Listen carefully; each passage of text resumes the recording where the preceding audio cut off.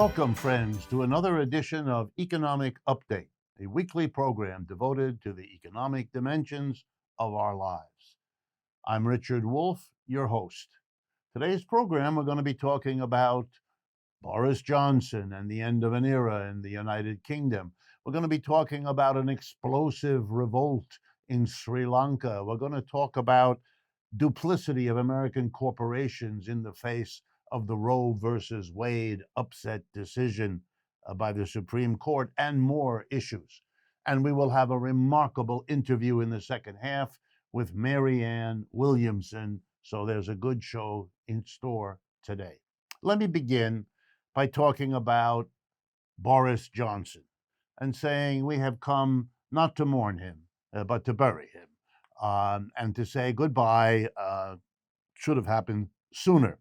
But there are lessons in what happened to Boris Johnson that I want to draw out with you and for you. And they have a lot of overlap with the story of one Donald Trump, which is, of course, another reason to do this. Boris Johnson, like Trump, was always on the outs with the elite establishment of Great Britain. He was the wild boy, the naughty boy, the one who said what shouldn't be said and who did not understand how to comb his hair and fit in with everybody else who runs British capitalism. But people like that are on the outs are the ones that can serve a very useful function when the regular, normal, run of the mill, middle of politics has made such a mess of it that everybody has had it up to here. Then how do you keep the same system going while appearing to change because of the mood of the country?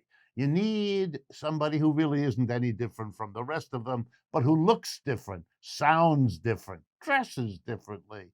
The guy on the outs who can claim to be something different. Trump was that in the United States, and Boris Johnson was that in the United Kingdom. And so they found a person. The system did. He could do the story about how he's different. He could do the story about he's never been properly appreciated, which is a more flattering way of saying I'm different. And he could always be bitter and angry and upset and nasty and all the rest of it. In his departing speech, he even referred to the Conservative Party, which has been his support from day one, as a herd, and that he had been overthrown by the herd. That is, even the people he used to get to the top were to be thrown under the bus when he had a difficulty. Nasty, angry, and given to lying on a scale that makes others who do that fairly often, even they gasp. And that's what finally brought him down. One too many lies that he got caught in. But that's not really the most important thing. Here it is. Mr. Trump, like Mr. Johnson, rises to the top because he is an expert at scapegoating everything other than the economic system that has given him his powerful position. In other words, he's a good servant of capitalism. Mr. Trump, dumped on immigrants, on China, on black people, on women, on Hispanics. He really could dish it out. And Mr. Johnson did the same. He denounced all of Europe.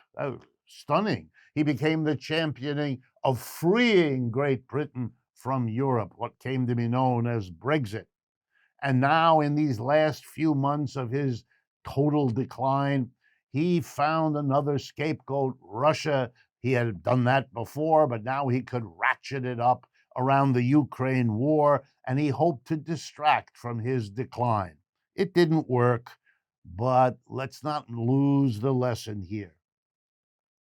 Nothing Mr. Johnson did solved the problems of Britain. The inequalities got worse. The British economy suffered more and more declines. The separation from Europe solved nothing. And Mr. Trump solved nothing either. The one thing he really accomplished, the cut in taxes on corporations, basically made the economy worse shape, more divided. That didn't help fighting COVID. We all know the result. Hitler and Mussolini didn't solve the problems of Germany and Italy either. It's a flashy escape from an ugly reality. It solves nothing. Speaking about solving nothing, the pictures from Sri Lanka, the former Ceylon in South Asia, are stunning. And they teach a lesson too we ought to learn. And that lesson is this: there's something crucial that happens when countries become split between a tiny elite at the top, as we had in Sri Lanka, and the mass of people at the bottom who are constantly being ripped off to increase the wealth concentrated at the top. Here's what inevitably happens: the people at the top realize there's even more wealth they can get by borrowing. They borrow around the world from other governments, from private banks. And what do they pledge as collateral? Their own people. The people will be taxed to raise the money to pay off the debts that we borrowed, and that most of which came to enhance the beauty of our palaces and the power of our government to repress the people who eventually have to pay. And that's what happened in Sri Lanka. The debts were unpayable. And finally, when they cost more as interest rates went up, well, the Sri Lankan people didn't have the money, couldn't pay. And so suddenly food and fuel couldn't be delivered to the country. It's an island country, and they can't survive. And they understood who had ripped them off. It wasn't the foreign companies, it was their own leadership. And so we saw those pictures over the last few weeks of the people in the streets, of the inability or unwillingness of the police anymore to keep in power a government as corrupt and rotten as that one was. But that's only the extreme version. It's really not that different when people like Trump and Johnson borrow vast amounts of money for whatever projects they have, and then the rest of us have to pay the bill. And then the question is only, when will we face the kinds of difficulties that the people of Sri Lanka exploded out of?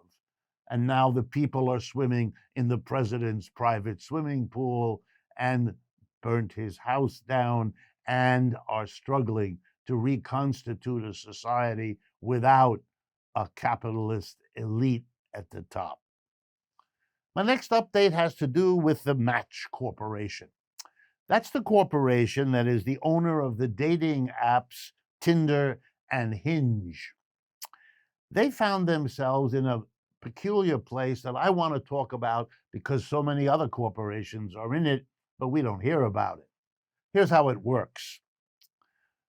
Quietly, below the radar, that company, Match Corporation, gave $100,000 to the Republican Attorney Generals Association.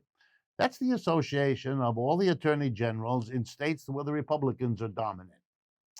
And one of them, Lynn Fitch, of the state of Mississippi, is the one who brought the suit to the Supreme Court that resulted in the overturning of Roe versus Wade. And these attorney generals are busy in every state where they can, in every Republican state, in every red state, to get rid of the right to an abortion and to impose forced birth on the people in those states. And Match Corporation gave that association with that particular focus $100,000. But here's the sad news for them. The New York Times figured it out and wrote a story about it. Whereupon the president of Match Corporation, the CEO Bernard Kim, said he only learned about the $100,000 given to the RAGA, Republican Attorney General Association, from the New York Times. And if you believe that, well, then I'm going to sell you a controlling interest in the Brooklyn Bridge. And now he says he'll stop funding RAGA. Okay, here's the issue. What companies say in public is their own business. They pay the publicists to get the word out that they've done this or intend to do that or plan to do that or budgeted to do that. Whether they actually do it, most of us will never know. There is no mechanism to hold them to it. There's an occasional journalist, like in this story, but that's all. So companies are very tempted to cover their bases. They will do one thing in public to keep this part of their business going, these customers happy. Meanwhile, they'll do another thing to keep other customers happy. If they can get away with only doing one, they'll do only one. If they can get away with none, they'll do only none. They have no skin in this game. They could care less. The Match Corporation is not committed either way. We know because they were speaking out of two sides of their mouth. One public statement from a newspaper and a speech by the CEO, meanwhile, under the table, funding the other side. Corporations do that all the time. That's the important thing to understand. And why? Why would Match Corporation do this? Answer: a relatively small percentage of our people, most estimates 10, 20%, that's it, have these strong feelings, for example, about abortion. So, how are they able to sway big corporations? Not just Match Corporation, but some of you have been following the struggle between the state of Florida and the Disney Corporation. Quite similar. Quite similar. The answer is that the other side, in this case, those who want abortion to continue, but in thousands of other issues, the broadly speaking left wing in the United States, progressive opinion, isn't well organized, isn't mobilized into organizations that can make their feelings felt in the pocketbooks of corporations, which is the only way they listen to anything. So the right wing, which is organized and has been doing this for 20 years, can prevail, even if it has to be under the table, the way the Match Corporation did. If the left in the United States were able to mobilize on anything like the scale of the right, and why not, they would have then the power to get this situation to stop rather than to simply complain about it when it happens. I want to return, before we get our mid-program break, back to Great Britain, to Boris Johnson and the Conservatives. Let's be really clear what this story has been about. The Conservatives did a lot to bring Britain down another 10 steps in the long decline of what was once referred to as the British Empire. The scapegoating of Europe and Brexit in 2016 was kind of the ultimate step, and so it was associated with a kind of government like Boris Johnson, clownish, misbehaving, grotesque exaggeration of a lying politician, all the rest. The scapegoating not only of Europe, but now of the Ukraine, a position taken by the British government that has nothing to do with the problems of that sad country, but everything to do with distracting the British people from the terrible suffering that has been imposed on them in the outcome of the 2008 crash and the Brexit that followed it. UK needs real change. That's what this sad spectacle is all about. And there isn't anybody on the horizon at this point powerful enough to achieve it. We've come to the end of the first half of today's show. And before we move on, I want to remind everyone that Economic Update is produced by Democracy at Work, a small donor-funded nonprofit media organization celebrating 10 years of producing content focused on presenting critical system analysis and visions of a more democratic and equitable world. For instance, my book, Understanding Marxism, offers an accessible overview of Marxism and is available along with other content we produce on our website, democracyatwork.info. And I also want to thank our Patreon community for their ongoing and invaluable support. If you haven't already, please go to patreon.com/economic update to learn more about how you can get involved. Please stay with us. We will be right back with today's special guest, Marianne Williamson.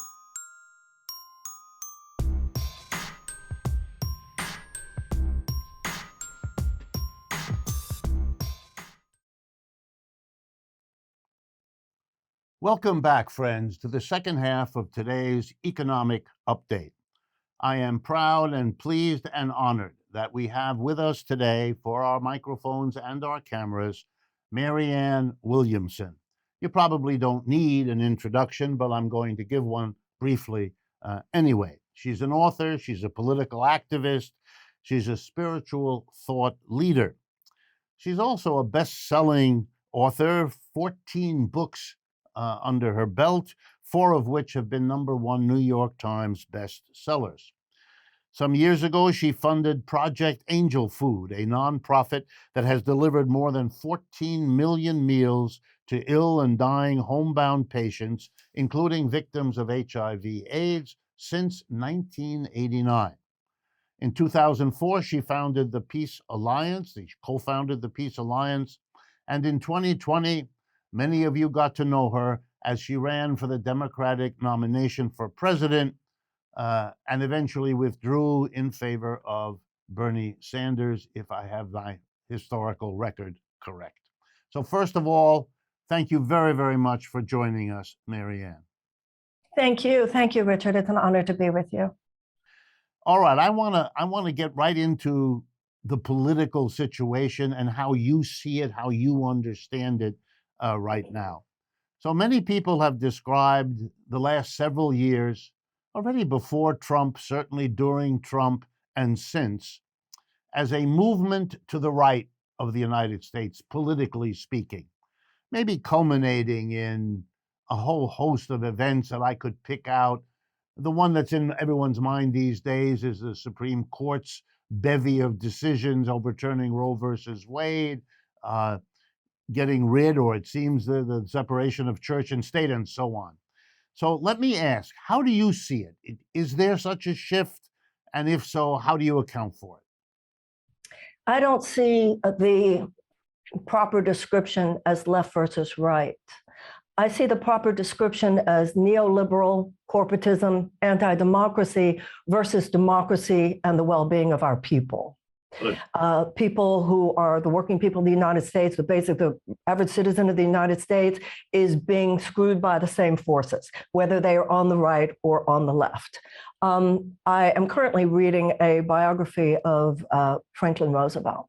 And Roosevelt said that we didn't have to worry, he said, about either fascist or communist takeover, as long as democracy took care of our people. That is what has happened over the last 40 years, and 40 plus years, actually, with this advent of this extraordinary neoliberal, amoral, corporatist stance, which actually has replaced democracy as our governing principle, causing this massive transfer of wealth and opportunity and resources and power into the hands of a relatively tiny group of Americans. You've created huge swaths of desperate people. Desperate people do desperate things. Desperate people are a national security risk to any country. And so people look around for what they can find. And in 2016, we had an authoritarian populist on the right, Donald Trump. We had a progressive populist on the left, Bernie Sanders. And because the DNC, which is in the hands of the corporatist element of the Democratic Party, suppressed Bernie, the American people were not going to go with a woman who said, let's just continue with the last 8 years of success. What success was that for them? So, we can argue about who started this. Did the Democrats or the Republicans start it? I tend to think the Republicans started it because the Koch brothers set the agenda, but no Democratic president has stopped it.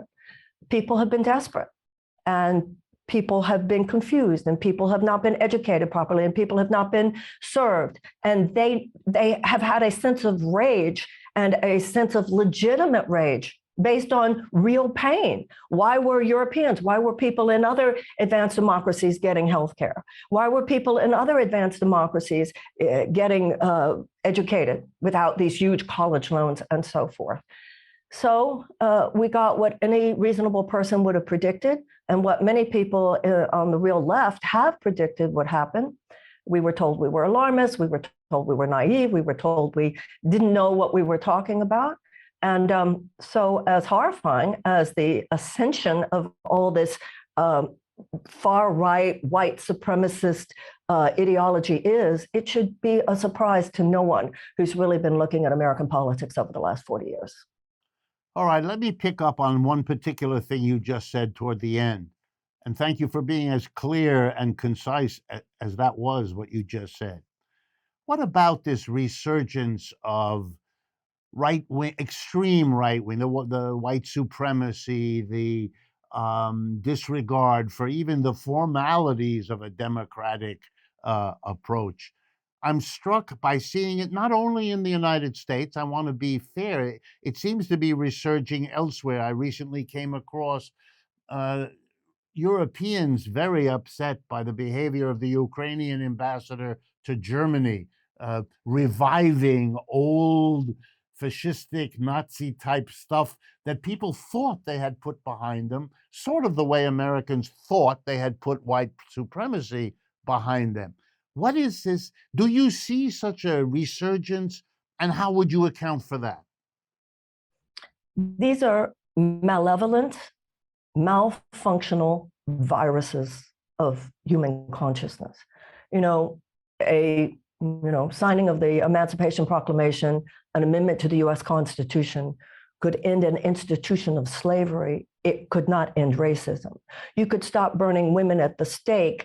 That of itself did not end misogyny. These things go deeper down.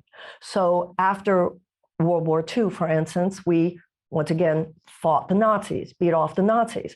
But Nazism itself was more a symptom. And I go back to, you must never think you have handled these things. You must be ever vigilant. It's like when someone has a herpes in their bloodstream. What you're hoping is that it will remain asymptomatic, but you're not kidding yourself that it's out of the bloodstream. So we've been very naive in American politics. Several decades ago, no intelligent observer thought we didn't have anti-Semites in this country. No intelligent observer thought we didn't have racists in this country. No intelligent observer thought we didn't have bigots in this country. But we did think we had reached a point, and for a while I think we had reached a point, where neither major political party would give a megaphone to any of those crazies. What happened in the last few years was a terrible toxic brew. Two major elements. Number one, social media, so that anybody can have a platform, and a very malevolent political character who was not above and is not above stoking these forces for his own political purposes. So you put social media together with Donald Trump. Once again, Richard, no one with a more sophisticated psychological understanding of how these things work fails to recognize this was almost inevitable. Once again, you can never consider these things handled for all time. And if you do think these things are handled for all time, you're naive and do not carry with you the kinds of sensibilities that are necessary for leadership in the 21st century. What should the left in America, the progressive forces, however you define them, those that feel the way pretty much you've been speaking for the last few minutes, what do you want them to do? How do you see a way forward that would blunt the power and influence of the very forces you've been talking about coming from the right, the viruses they are resurging, and chart and achieve a different direction politically? I know that must have been in your mind as part of your running for the Democratic nomination in 2020. So I want to see where your thinking has now taken you along those lines. I think it's in every conscious person's mind. And each of us has to ask ourselves, what role can we best play? It's a whole systems breakdown, and it demands a whole systems response. People must work on the inside, people must work on the outside. Traditionally, there was a time when it was reasonable to see the Democratic Party as a conduit for the unapologetic, unabashed stance on behalf of democracy and the democratic rights of our people. Economic justice, social justice, political justice, and so forth. Now we understand that that's stymied because the neoliberal corporatist elements are in charge of Democratic Party leadership at this point, and they actively suppress progressive candidates. They act like progressive candidates who are standing for the things you and I are talking about are trying to hijack the party. Actually, they hijacked the party. The real progressives are Eleanor and Franklin. They are the DuPonts and the Morgans. So people recognize this, but And so some people are feeling like they're going to work on third-party elements. Now, the United States has a great tradition of significant third-party influence. Abolition came from the Abolitionist Party. Women's suffrage came from the Women's Party. Civil rights, obviously, came from the Civil Rights Movement. This was not, desegregation came from Dr. King, the Civil Rights Movement. It did not emerge originally from a political party. Social Security came from the Socialist Party. So I believe those things are important, but I also believe maybe because I do remember a time when the Democratic Party stood for these principles. I'm also someone who believes that it's a legitimate decision to work within the Democratic Party and to just keep at it. I don't think that we should be judging other people's decision-making on this issue. Some people, it's got to be the labor movement and it's got to be electoral politics. It's got to be both and. It's got to be activism on the outside. It's got to be work on the inside as well. I'm a real both and person on these things, but we just need to keep moving. And I think we are.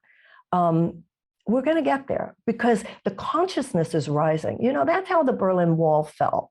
It's just that the consciousness rose, that at some point it was just inevitable. What actually made it happen was somebody made a wrong phone call or something like that. But what really made it happen was that the energy was so great that that false system had to fall. Neoliberal corporatism is false. It is an amoral system, and an amoral system always leads to immoral consequences. And people are waking up more and more every day. People understand what the DNC and the Democratic establishment did to Bernie. People saw during COVID that the forces of greed, the forces of amoral, unfettered capitalism was okay with people dying. They would rather see people die than in any way infringe upon their profit motive. People are understanding that whether it's the insurance companies, big agriculture, big oil, big chemical companies, pharmaceutical companies, gun manufacturers, defense contractors, Richard, we all know this. People get this. They are a corporate aristocracy, and they stand on their economic Mount Olympus, and they throw crumbs in the form of job creation to the economic serfs below, and the serfs have started to figure it out. That system will be challenged. The exact way everybody will do their little piece of chipping away at it, and one day that thing will fall. What we must be concentrated on, focused on, and committed to is that it is a nonviolent takedown, but a nonviolent takedown. And I feel very strongly about that. We have very little time left. I want a very quick answer to one more question. How do you react to the last year or so of surging interest in unionization, in strikes, in people in large corporations like Amazon and Starbucks and so on, beginning to mobilize in a way we haven't seen since the 1930s and the Roosevelts? I'm very excited about it. I'm total fangirl to Christian Smalls. When I see Christian Smalls, when I see those young people at Starbucks, when I see Sarah Nelson, I remember, as you do, the demonization of unions, the suppression of unions, the demonization of unions. You must have unions to counter overreach by capital. You must. And to see it so suppressed and now and seduced and the whole thing, to see these younger people particularly rising up, the reemergence of the labor movement, it is one of the signs that we're going to get there. And to see the labor movement leading the way, that's how it should be. So I'm thrilled by it. Big fan. Thank you very much, Marianne. I couldn't agree with you more. And I appreciate, again, your coming on here and sharing the way your thinking is developing out of the experiences you've had. And I'm sure my audience is grateful to have had a chance to engage with it. Thank you again. And to all of you watching, I look forward to speaking with you again next week.